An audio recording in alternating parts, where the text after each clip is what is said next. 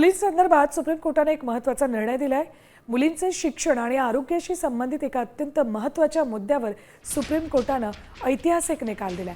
शाळांमध्ये स्वतंत्र शौचालय आणि सॅनिटरी नॅपकिन्सची कमतरता असणं हे केवळ आरोग्याशी संबंधित समस्या नसून मुलींच्या शिक्षणाच्या आणि मानवी अधिकाराचं थेट उल्लंघन आहे असं न्यायालयानं स्पष्ट केलं।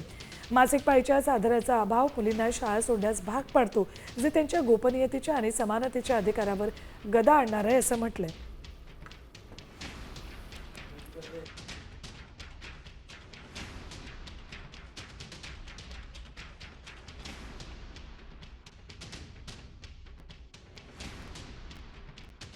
शाळांमध्ये सॅनिटरी सुविधा नसणं हा समानतेच्या अधिकाराचा भंग ठरतो।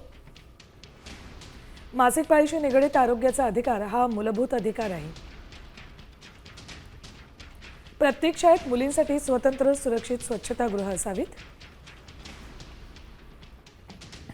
स्वच्छता आणि सुविधा नसल्यामुळे मुलींच्या शिक्षणावर परिणाम होतो। राज्यांनी या अडचणी दूर करण्याची जबाबदारी पार पाडली पाहिजे असं सुप्रीम कोर्टाने म्हटलंय।